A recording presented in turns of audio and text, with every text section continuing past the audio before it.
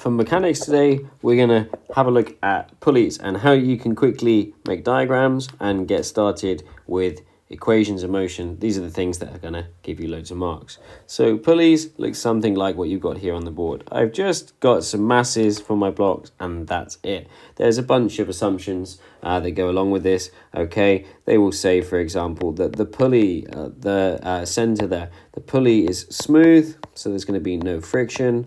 Okay, this string is not just any string, it's a light string.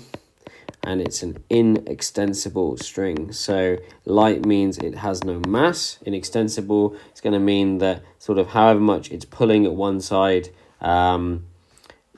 basically it means the tension's the same throughout an acceleration, but we'll get to that in a minute. So what I want to focus on instead is the force diagrams. So I'm going to put M1 as a little circle and M2 as a little circle instead.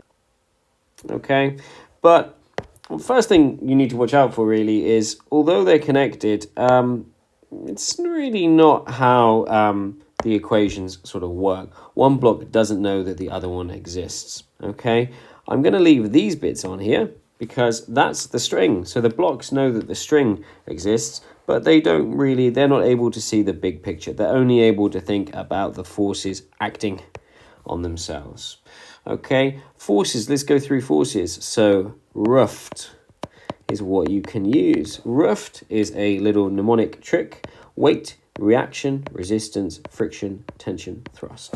These are the things we need to think about. So are any of these things acting on these blocks? Well, weight, which is the first one, is acting on them. They have a mass, so they have a weight. What does weight want them to do? Weight wants them to go down on both sides. So this one here, it wants to go down with 2G, okay? So the force is 2G. And this one here, it's going to be 3G. So this is going to be, these are going to be their weights. So resistance, sometimes there's resistance in a question. You may see it in a moment. Resistance. Reaction. So resistance, we don't have any, okay? Reaction means typically normal reactions for us. This is when you've got like an object on a table, for example. Okay, we don't really have this situation because they're essentially just sort of hanging in the air. They're not touching the ground or a table or something. Friction, okay, in a vertical question you don't tend to have friction, so that's not here. Tension. Now, tension means pulling. So there is very much pulling going on here. So if I had this carefully arranged, 2 kilograms there, 3 kilograms there, and I let go, what would happen? Well, this one would start going down because it's heavier. Okay, and this one would start going up because sort of the tension is pulling it up. So it's quite good to have a think about a direction of a diagram. The direction of the diagram is sort of like this.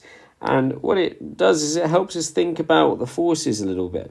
So tension is the reason why this block would go up. There has to be some reason it would go, it would want to start going up. Okay, so there I'm going to write T. Now T is sort of like a driving force, okay? It's the thing that makes that want to go up. Whereas the weight is sort of what acts against it when you are this particle, okay?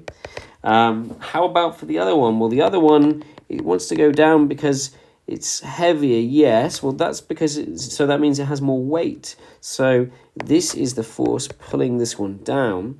And, well, the tension's still there. I'm going to write the same letter because it's the same value even because of the inextensible string.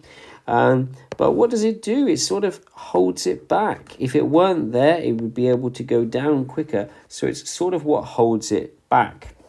Now, believe it or not, we're almost ready in terms of what we've got in the diagram there. Thrust is something like pushing. We don't normally have that in pulley questions. So we're almost ready. We're really going to put the cherry on top, though. We're going to get 4 marks by just doing these correctly now with F equals ma. So the F in F equals ma means the resultant force, the overall picture. So let's do the overall picture now for M1. So F equals MA is going to be given by T, and what's holding it back is minus 2G, and that's going to be equal to MA. The mass in kilograms is 2, and the acceleration, well, you don't know what that is yet. We haven't worked that one out. So if you thought that was not too bad, you've just got 2 marks from what you've just written there. The right forces, the right signs.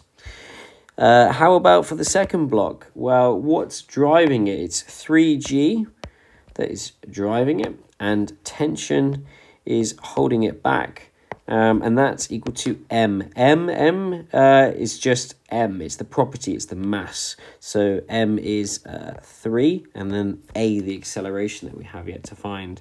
I'm not going to go over where to go from here today, but adding them together is a good next step.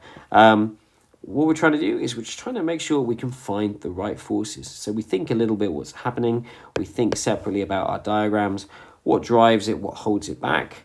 And that's pretty much it. Let's have a go at another one.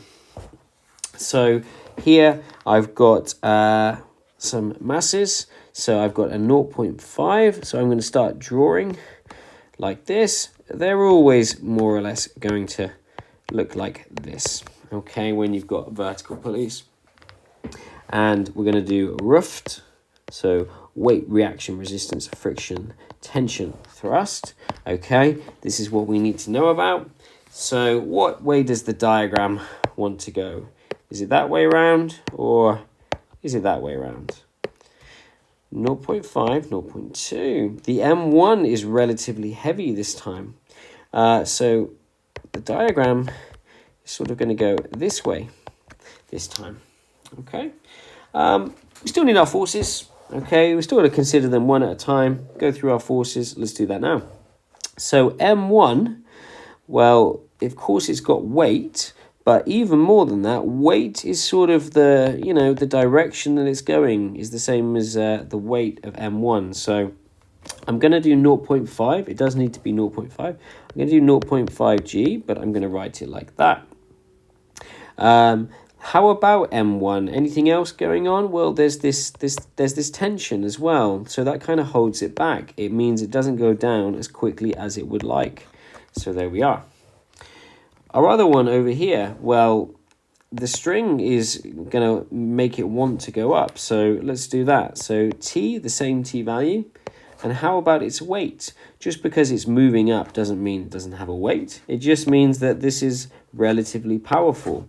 So this is going to be a minus 0.2 G. Okay, same as before. We're going to say that the other forces are not present in this situation. Nothing is sitting on tables. Nobody's pushing anything. There's no friction, etc.